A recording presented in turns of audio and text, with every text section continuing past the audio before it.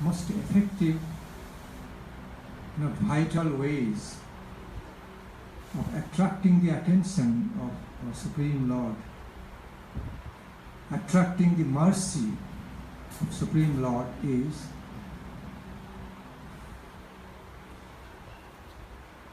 to feel like bereft of. I am so destitute, so deprived of. Prabhu, I am so fallen. I am so poor. Okay? Letting Him know through our prayer, our great want, our crying need for His divine grace, His divine mercy to be bestowed on us, because we are so needy. Because, O Lord, O beloved Lord, Divine Master, we are so needy. Needy for what? For their divine grace, for their divine mercy. So, sometimes we can feel very much satisfied with the happiness, joy, and good pride of becoming a devotee of Krishna, filled with self-satisfaction, self-conviction, kind of self-fulfillment in a relative way, feeling proud of the fact that we became none other than devotees of Krishna, the Lord, the Supreme Lord, devotee of Srimati Radharani, the Supreme Goddess, the embodiment of all truth, power, beauty, bliss, wisdom, everything which we cherish in our life. Personification of everything we supremely cherish in our life to receive the fulfillment. So, we have got good reason, good ground to feel proud of. Okay? But such pride is not at all contradictory to the Vaishnava humility, Karsna humility or humbleness. They go very well, unified way. Because the fact is that devotees are proud for their Lord and also humble for their Lord. Whether a devotee is so humble, full of humility, or very proud of, both are for the sake of the Lord, for the sake of their Lord, their divine God and Goddess, all in relation to Krishna. Krishna arthe khila chestitam. Become, make all efforts for the sake of Krishna. You must make all efforts, all wholehearted efforts, okay, in the interest of Krishna, for the happiness of Krishna, to attract the grace of Krishna, mercy of Krishna. When I say Krishna, Radharani also included, implied, has to be understood. Because in general we call it Krishna consciousness. But if we call Srimati Radha consciousness, great, glorious way of expressing, Krishna will be very pleased. If we call Krishna consciousness as Sri Radha consciousness, or Lord Chaitanya consciousness, But in general we say Krishna consciousness, Krishna Supreme Lord, that's what. Because Krishna and Radharani both are non-different from each other. If we glorify Krishna, Srimati Radharani also glorified. Cannot but be. Has to be. By the nature. By the very nature of the relationship. If we glorify, in other words, when you describe, chant the glories of Srimati Radhika, Lord Krishna is automatically glorified. Has to be. In interrelationship. That's how it is described in Chaitanya Charitamrita clearly.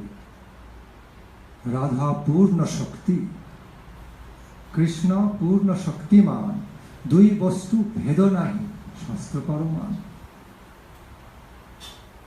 Srimati Radharani is known to be, is realized as Purna Shakti. Krishna's potency in full-fledged form.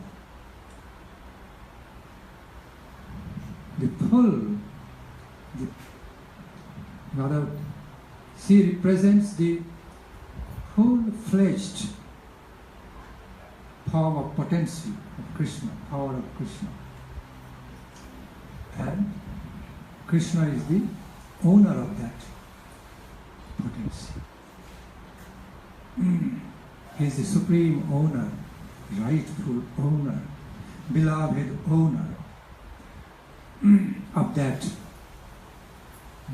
his own potency, own infinite potency, pleasure-giving potency. So, they are non-different from each other. Both became distinct from each other in order to taste each other, in order to excellently taste each other. They had to be two individuals. Achinta Bheda Bheda. Simultaneously.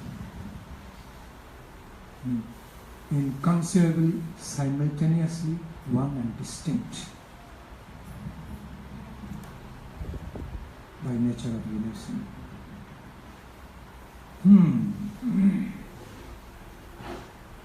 So, Radharani is there in Krishna, Krishna is there in Srimati Radharani, Lord Chaitanya is there, Krishna Chaitanya Mahaprabhu there in both are there in Krishna Chaitanya Mahaprabhu. That's how we worship. Achinta Bheda Bheda.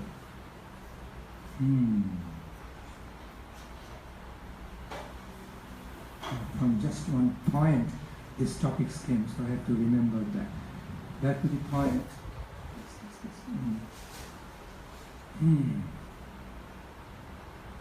If we call it Srimati Radha consciousness, Radhini consciousness, Radha consciousness, Lord Krishna will be more pleased.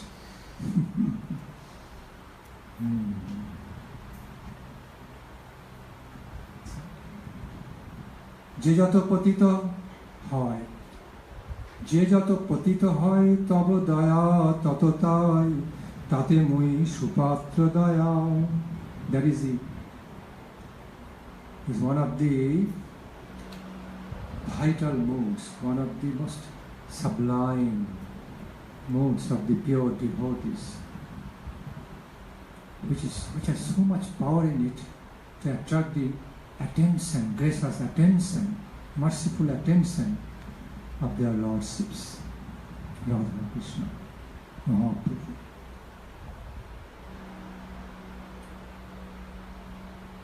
Srila Guru Maharaj explained, don't feel, although Krishna consciousness, practicing Krishna consciousness, being in Krishna consciousness is so satisfying, fulfilling. So sometimes you can feel very satisfied, full happy, very, very happy, satisfied. But be motivated not to feel fully satisfied and very happy all the time. How? Why? Because if you all the time remain so satisfied and happy, fulfilled in the joy of Krishna consciousness, and don't make you empty, don't increase your positive negative functioning, positively negative functions, then you won't get more, you won't receive more. That's why present yourself before Lord, before the divine God and Goddess, as you don't have anything. In spite of having so much, even if you have so much from them, still you present yourself, actually feel through real feelings, no hypocritical or active feelings or acting, not through dramatic feelings, but through realistic feelings. You have almost got nothing. Oh Lord, I am so empty. I am so fallen. Don't think I have really been, because I have been devotee of you, don't think I have been so qualified to be engaged in full swing, loving, devotional service to you. Just in a relative way, I am kind of a devotee, tiny devotee. Please don't think I have become a great devotee so that you will remain very satisfied. I don't need to take care of you because you have already been so great and so satisfied. But then you will not be attentive, you won't remain attentive to me. I don't want that. Rather, I want you to remain attentive to me with your grace and mercy more and more and more. That's why devotees also need to motivate themselves, need to be motivated with so much wantings, more, newer and newer wants, needs, hankering, lauryam. Then what happens? The more one can have that kind of intense want and hankering for the Lord, feeling about himself or herself with all humility, I am so destitute, I am so deprived of Prabhu. Not exactly deprived in a sense, negative sense. I am so destitute, I am so unfulfilled, Lord. So that's why I need your mercy more. That's why I need you. I need your grace, divine mercy, your merciful attention towards me, Prabhu.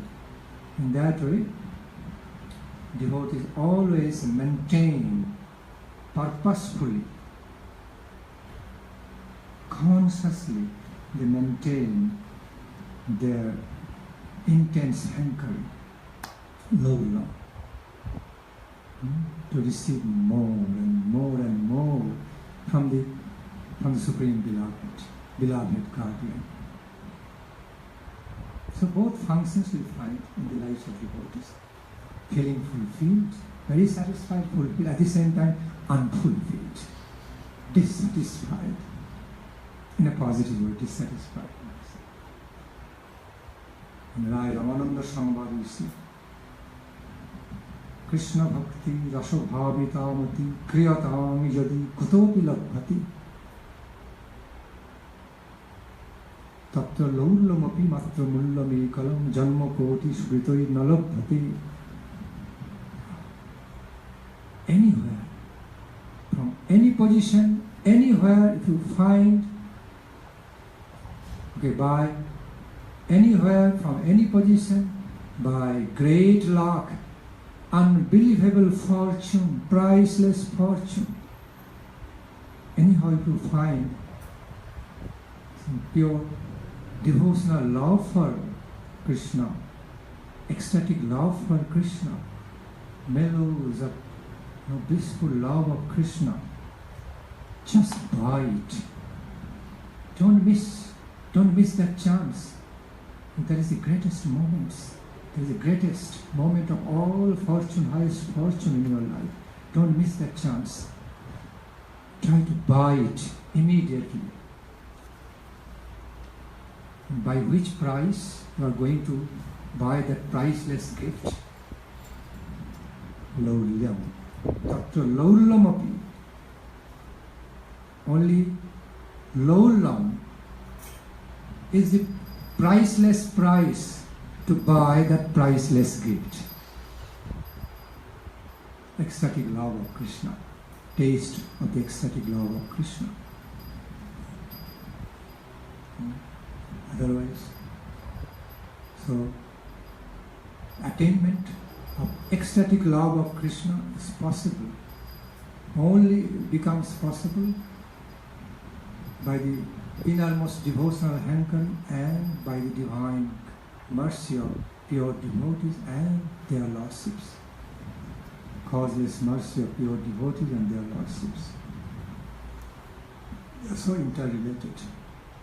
Our own deep hankering, inner hankering for devotional service of their lordships and their merciful nature, benevolently gracious nature and giving mercy, they are all interrelated.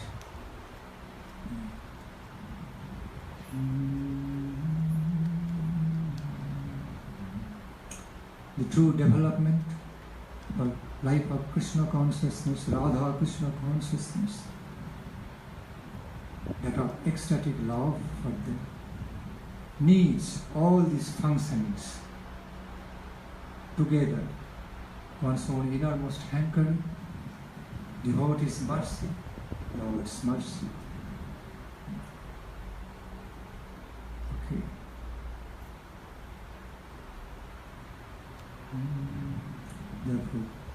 Therefore we find devotees become filled with humility. Find the characters of the great devotees. They express their feelings with so much humility and khedokti. Khedokti means with so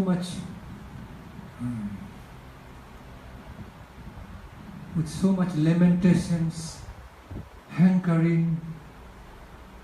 Find in the devotional songs, the songs of Thakur Bhakti Nandan, Narottam Das Thakur, Prema Bhakti Chandrika, songs of the Basu Ghosh, Govinda Ghosh,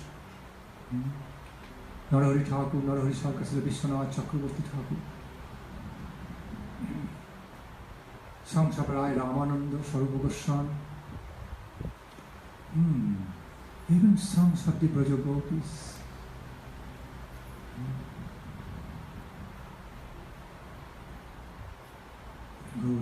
Everywhere. There's so much, we find so much crying, inner crying, full of inner hankering, unending hankering to be close to the Lord, to be more and more intimate, to be more and more intimately serving the Lord in blissful love. Okay. To be embracing their lordships, their unending ecstatic love from everywhere.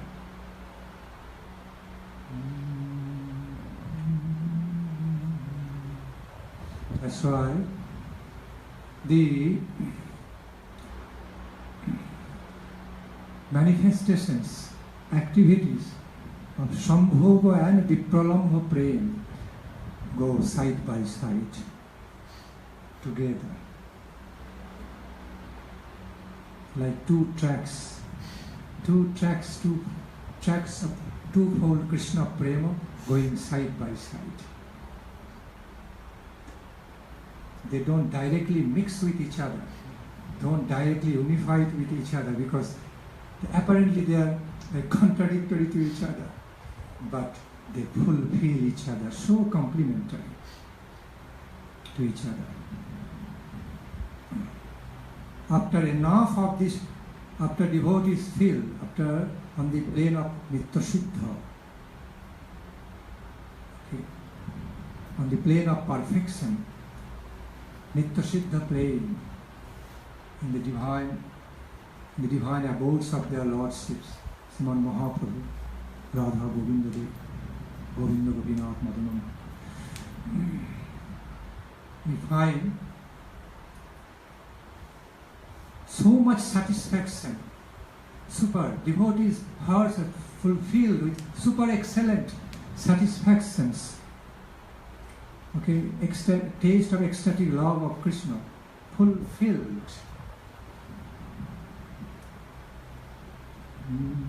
Not only fulfilled, no end. It is like being fulfilled, unendingly being fulfilled. Okay. In Sambhoga, nature of Krishna Prema. Sambhoga, nature of Krishna Prema means tasting the ecstatic love of Krishna, love service to Krishna and Srimati Radharani in the mood of union. Okay, in the mode of situation of union directly. Okay, Sambhoga. Then at some point, all the intimate associates and the devotees, devoted lovers of Radha Krishna Mahaprabhu become so very satisfied, so fulfilled. Automatically, some change, dynamic change comes to create some variegatedness in their taste of nectar. Then, situation of separation from Krishna, separation from Radha Krishna appears. Vipralambha avastha happens by nature. Vipralambha nature is like hunger, like great hunger increasing. The more hunger increases, the more you eat, you taste, you eat the foodstuffs and you taste each and every bite so delicious. So in order to create that hunger, Vipralambha mood is necessary. It automatically comes in the lives of the divine associates of divine couple Mahaprabhu and pure devotees. In this way, we find two trains, two tracks, how do you call tracks? Two tracks of Krishna Prema, Radha Krishna Prema, going on side by side, interrelated, but they are not exactly same. Because they have to complement each other. If they become same, then it becomes same. There is no comparison, no comparative taste of ecstatic love of God.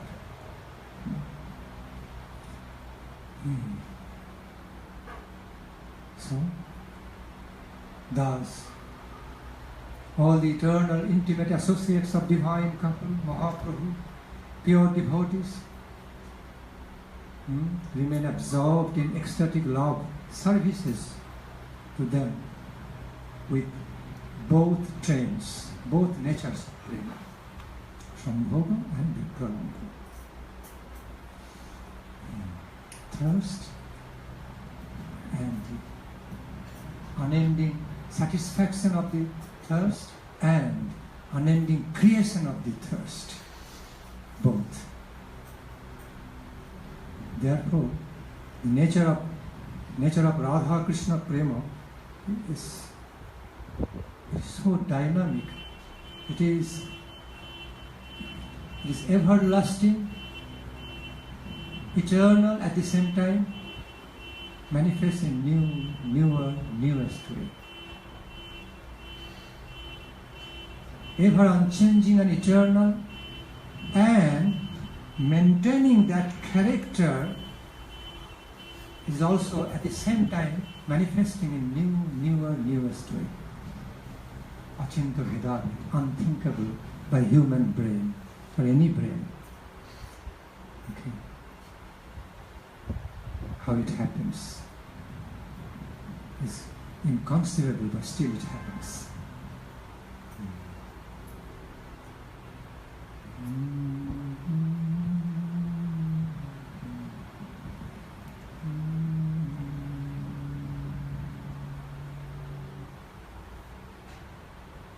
Any question from anyone?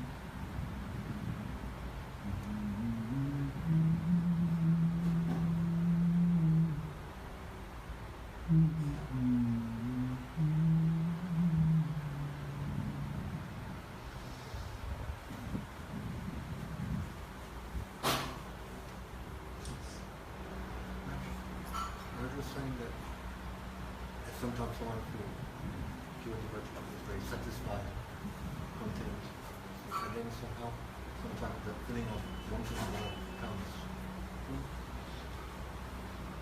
It sounds like somebody is directing that, or someone is overseeing to create this.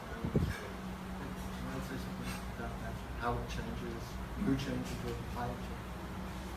What's the catalyst of the inspiration?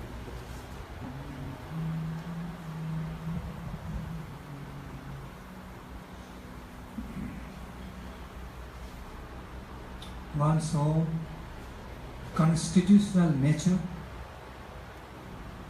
intrinsic, in other words, one's own intrinsic taste from the core of heart or soul, and also function of the divine will. Both are the cause, both are responsible for that change. Okay, I repeat, one's own intrinsic taste, which is like intensity, which is already present there on the level of divine self, whether in manifest way or potential form, as in the form of possibility or prospect or potential, and the playful sweet will of the Lord behind. How the playful sweet, how the will of the playful Lord, sweet will of the playful Lord wants to connect to that devotional, particular heart, devotee, to bring a change. So happens by the unification of both, combination of both. How, what percentage of the play of one's own individual taste, individual intrinsic taste, and what percentage of Lord's sweet will playing behind cannot be easily detected. There are also dynamics. There cannot be any fixed definition of the quantity and quality of how they will manifest. It becomes spontaneous, natural way. Okay.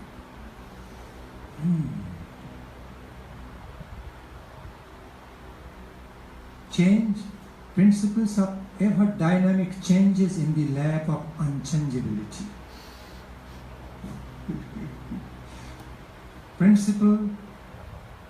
Principles of unchangeability found to be discovered in the lap of ever dynamic, changing ways. Both are unified. And that's unthinkable. Still it's reality. Absolute reality. No relative reality. Relative realities can be conceived to a great extent. But when reality is the absolute one, absolute whole, with unending character, infinite, with the infinite nature, Okay? The nature of infinite characteristics and qualities and everything.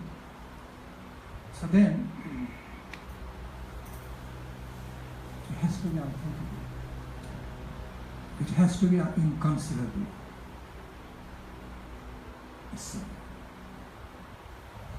So when Lord Chaitanya and Sriman Mahaprabhu mentioned about this principle of Achinta Bheda Bhedam, is actually applied towards the absolute good, to the supreme absolute truth, absolute reality, the beautiful, the blissful, the powerful, everything.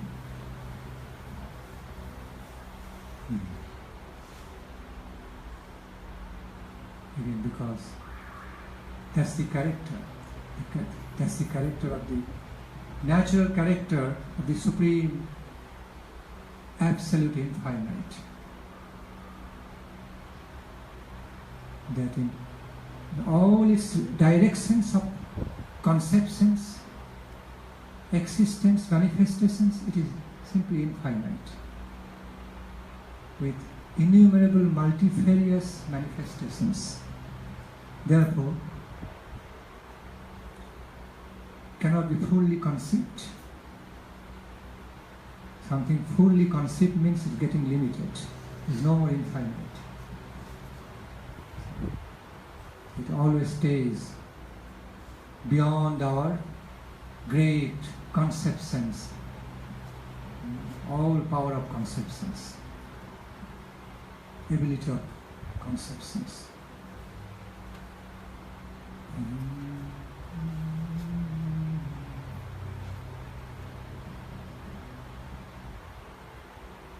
Any other query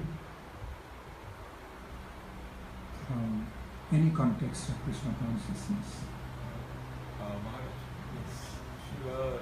Srila Maharaj used to say Satyam Shivam Sundaram. Can you elaborate on that? World of nectar. Just to even think about it, even to receive a glimpse about that world of treasure, Satyam Shivam Sundaram. It's so nectarine.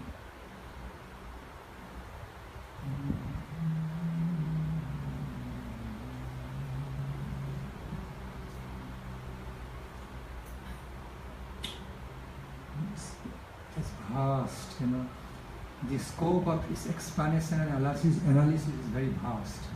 I'm trying to figure out some ways how to present the explanation in a more brief and substantial way.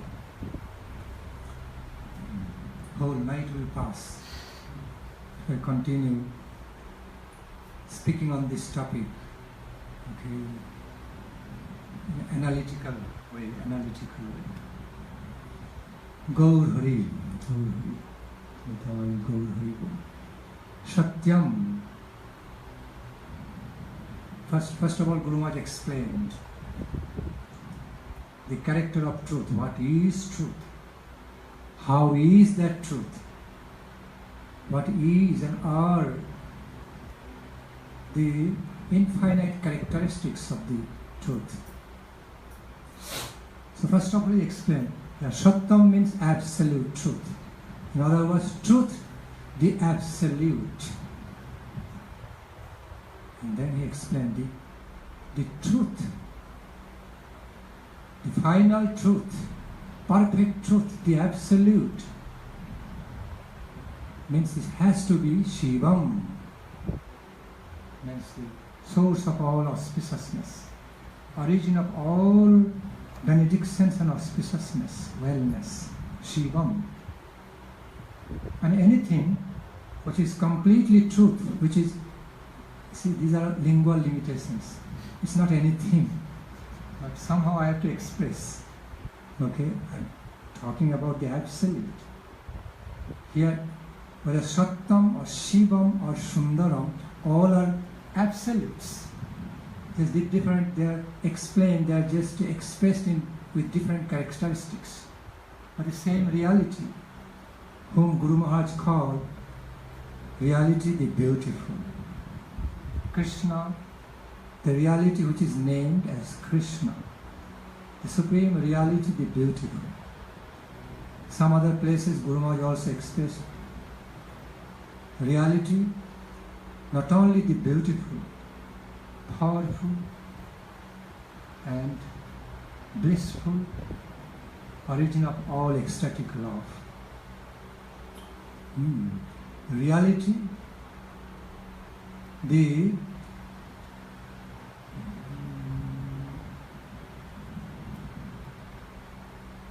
why? Reality the beautiful. Why? Because that is the reality, the blissful, full of ecstatic love, love divine, in relation to himself or herself, and in relation to all his beloved associates. The concept of the beauty or blissfulness and power of the supreme reality is to be understood in the context, in relationship, interrelationship of all, reality himself, herself, and all his or her associates, paraphernalia, associates. They are none other than like his extension. Associates mean extensions, like extended cells. So Guru Maharaj explained, here Sattam means supreme absolute truth. Supreme absolute truth means supreme absolute good, Shivam. And supreme absolute good means supreme absolute beautiful. Supremely absolutely beautiful. So supreme absolute truth or absolute good means absolute beauty of life. The realization of truthful, blissful, and truthful, blissful and beautiful truth.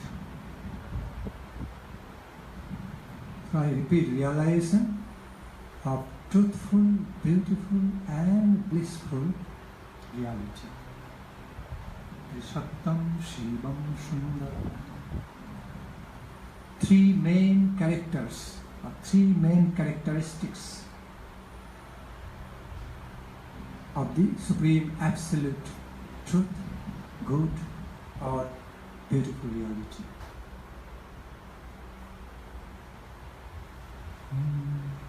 In other words, the same supreme truth is entitled, is called in these three ways: Satyam, Shivam, Sundaram.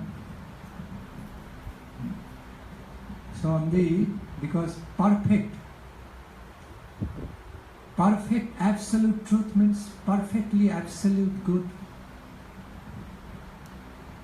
Okay, means perfectly, absolutely blissful, beautiful. In the ways of the explanation of Saraswati Thakur, perfect absolute truth is equal to perfect absolute good, is equal to perfectly, absolutely blissful and beautiful.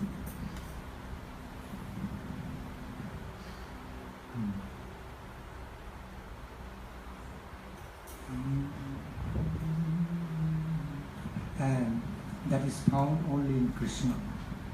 Krishna conception of Godhead. Satchit Anandam, Sattam Shivam Sundaram, Akhila Rasamritamurti. All these are only present in Krishna conception of Godhead. 64 qualities. 64 means just somehow or other Krishna's qualities have been brought into some digits and numbers. Can it be just 64? Innumerable. But like,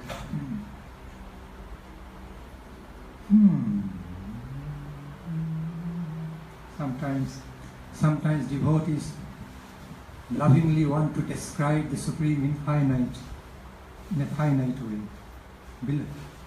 Beloved, lovingly, lovely, finite way. Otherwise, devotees say, "Oh Supreme Lord, if you all the time, you just continue to manifest, continue to be as only infinite and infinite and infinite, unlimited, what will happen to us? How we the limited personality is going to relate with you, relate to you? Please, mercifully, you manifest, appear before us in a sweet, loving, finite way, as understandable to us, as, perceivable, understandable, conceivable by us. That is your mercy. That will be the unending glory of your unending mercy on us. If you appear before us in that way. But don't worry, still you will remain infinite. Nothing of you will be less. Even if you mercifully appear before us in a finite way, so that approachable, so that understandable, in a way understandable, conceivable, embraceable by us, still you will remain in our life as a supreme, infinite, absolute, beloved.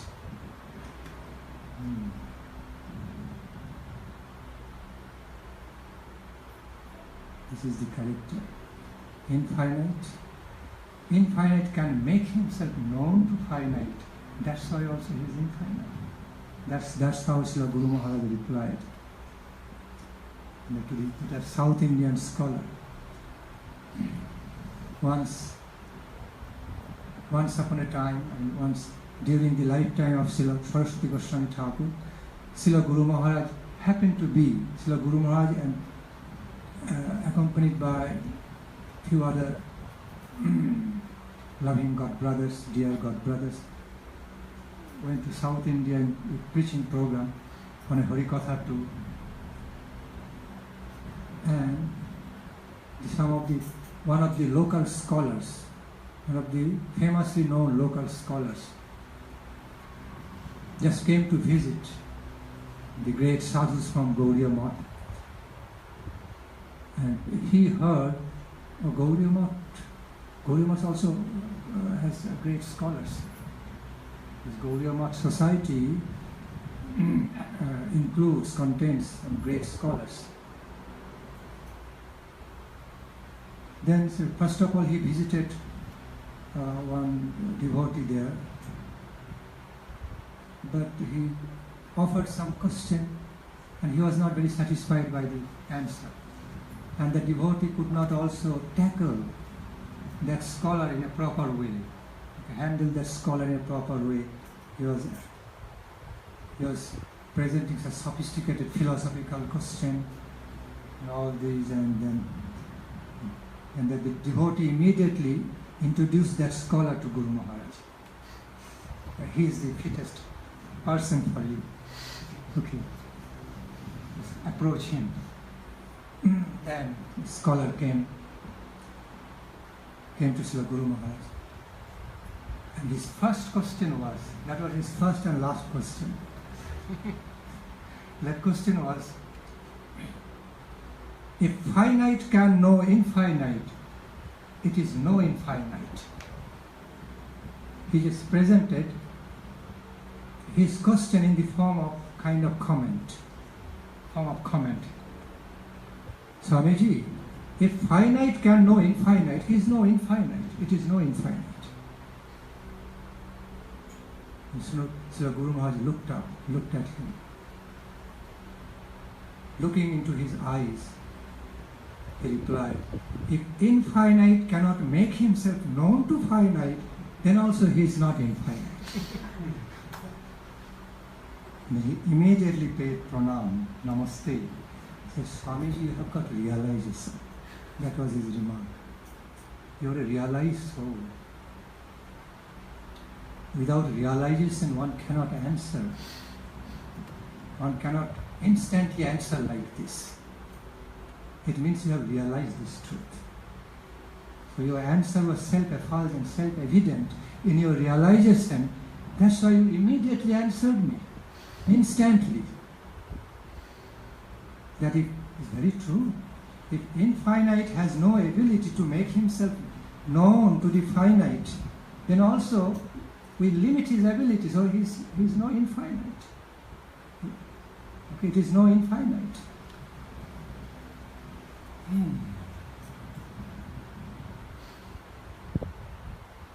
So back to the point. Sometimes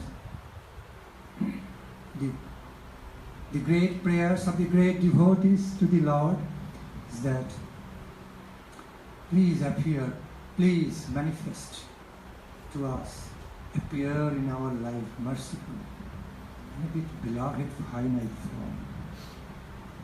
Okay, instead of all the time staying, okay, supreme, supremely powerful, all-pervading, infinite, okay, almighty, beyond our reach. It's too big for us. We can't relate. Tade jati tannai jati taddure cha tadantiki tadantarasya saradasya tadantarasya saradasya sasya. Oh, I was looking for that verse from Ishopanishad. Hiranmayena patrena sattasya hitam mukham. In one of the verses of Ishopanishad, the devotee speaking to his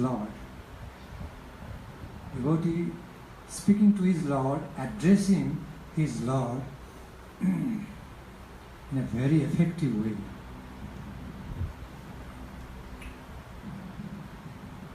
Prayerful.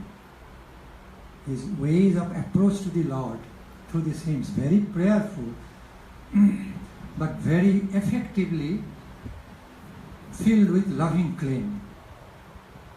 Loving claim. He's saying, oh Lord, after doing so much tapasya, after doing so much sacrifice, devotional sacrifice, tapasya for you, okay, today I'm having your darshan. Today you have mercifully appeared before my inner eyes, appeared before my eyes to give darshan. So now I can see you, but your face, your whole figure is filled with dazzling effulgence. Even though I am having darshan of you, but still I cannot be fulfilled. Oh Lord, please withdraw your dazzling effulgence which has covered your form, most beautiful form, and let me see you. Since you have mercifully appeared after, as a result, or because of your causeless mercy,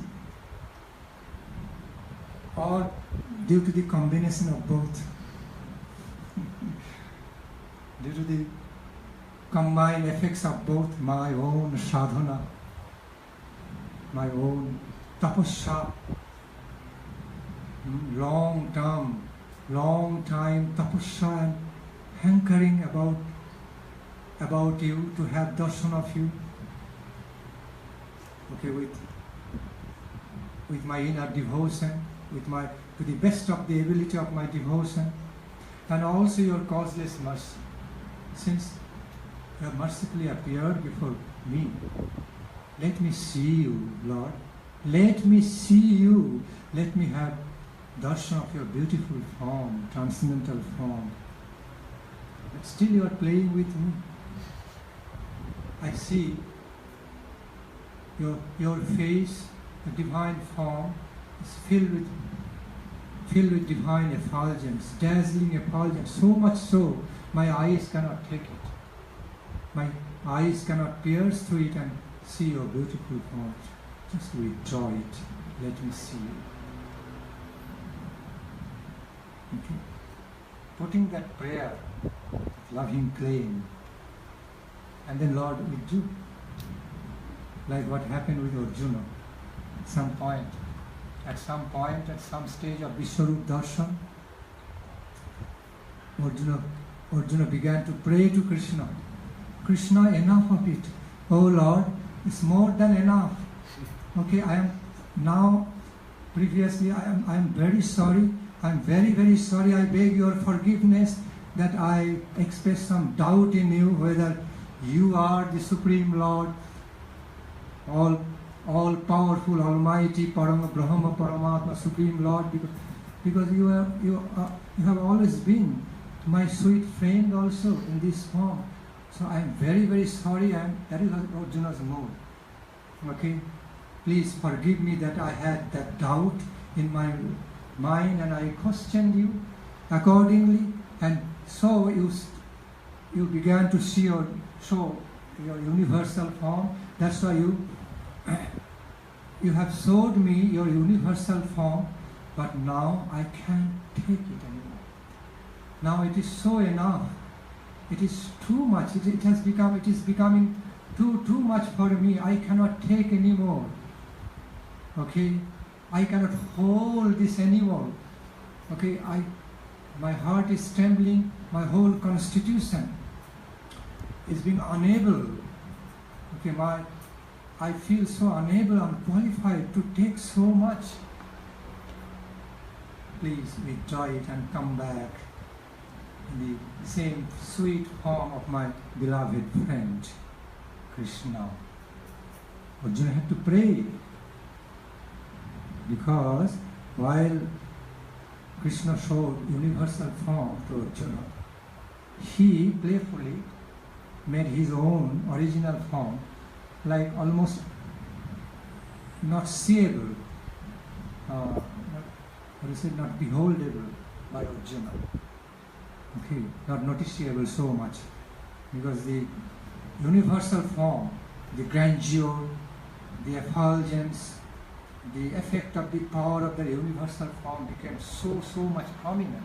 I think Krishna made it by his will prominent, that Arjuna became overwhelmed. At some point, a great heroic, powerful personality like Arjuna, who few moments back, a while ago, expressing doubt in Krishna's power and almightiness, really he is like that.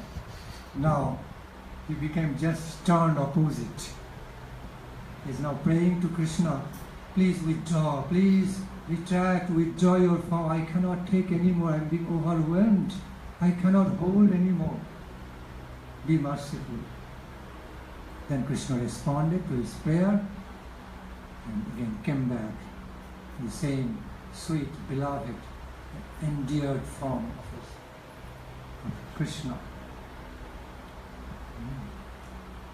Arjuna's beloved friend, in the form of Arjuna's dear, beloved friend, Krishna. Then Arjuna became very much relieved and so happy. Immediately Arjuna thanked. I cannot say thank, it's too limited expression. Arjuna became so grateful, filled with appreciation, and started adoring. Now he understood the immense value of that form of Krishna, our beloved friend, and his heart became filled with ecstatic appreciation. What sometimes in past he could not feel in that way, understand the invaluable value, invaluable nature of Krishna's sweet, beautiful form. as his dear beloved friend. He thought of the almightiness, form of Almighty, form of Param Brahma manifestation, or manifestation of almightiness is much bigger than this Krishna's friendly form, much bigger and powerful, greater than that. Now he could realize this is the greatest one. Oh, this sweet, beautiful, beloved form of Krishna is so dear to her, beloved to her, is the greatest, highest manifestation, much more than almightiness.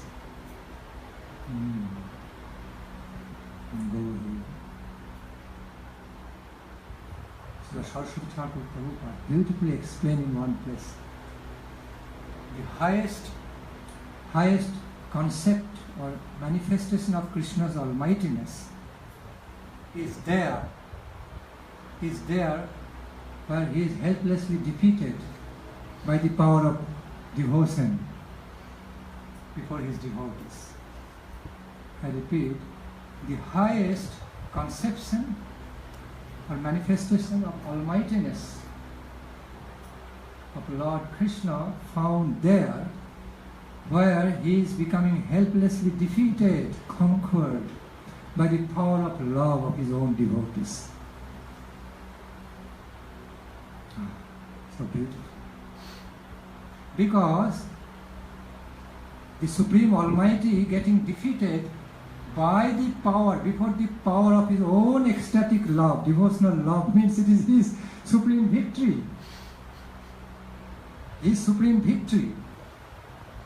Victory of his supreme almightiness, expressed, manifested in a very sweet, beloved way.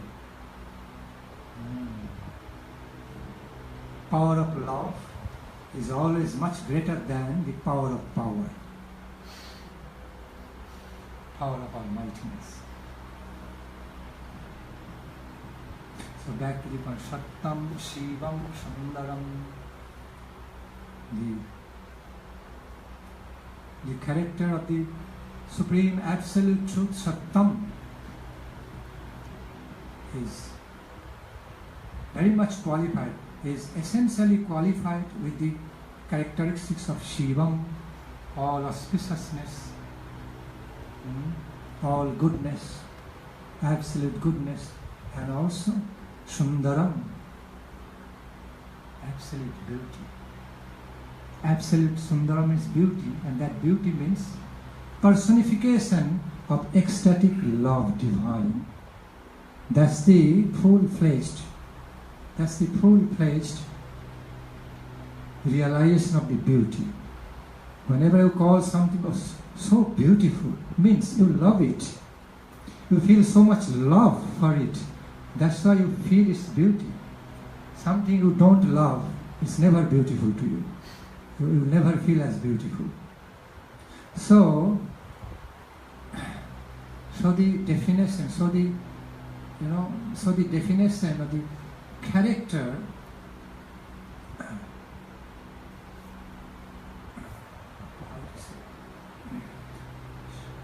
so the very definition of beauty and the definition of taste of ecstatic love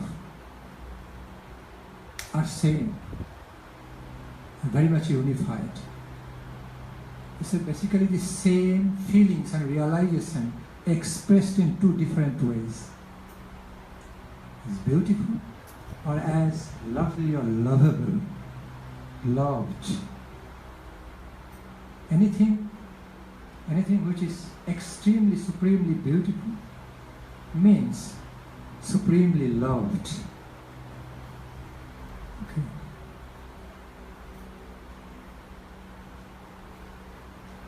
So, concept of the beauty and ecstatic love, inseparable from each other. The same truth, expressed in different ways. So, Sundaram, absolute truth, absolute good, has to be absolutely beautiful. Origin of all beauty and that, and that means origin of all ecstatic love. Divine love ecstasy.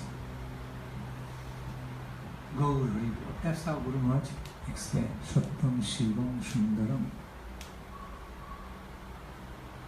And he also identified in a beautiful way these three phases, aspects of Lord with Sat Chit Anandam.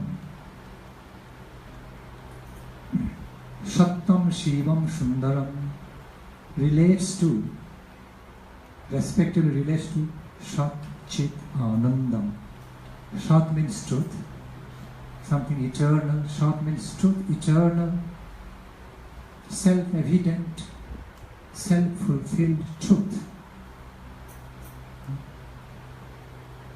Sat. Sat has twofold meanings in Sanskrit, but interconnected. Sat means something eternal, absolutely eternal. Sat means truth. Truth of absolutely eternal character, called Sat. Chit means consciousness, our feelings, function of realizations. Chit. So that relates to character of Shivam. Shivam. Because the nature of our divine consciousness, self-consciousness, divine consciousness, is very auspicious. Okay? Automatically. I repeat. So the nature of our inner consciousness, consciousness of life, the plane of soul, is just all auspicious and holy, that of holy character. Auspiciousness means full of benedictions, giving benedictions. Shivam. Sundaram. Lastly, Anandam. Sundaram. Simple. Anandam cannot be none. I mean, Anandam is none other than Sundaram. Cannot be other than Sundaram.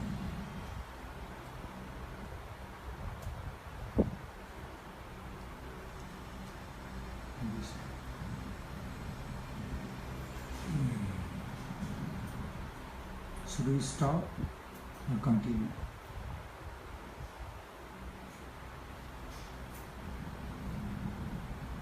This is very good.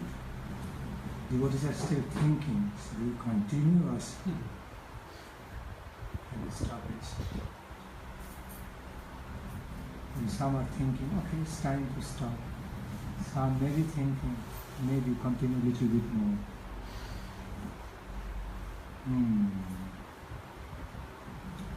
Gaur Hari Bol. Krishna Chaitanya. Gaurang Hari. Extend Mahamantra. Some of you sing Mahamantra.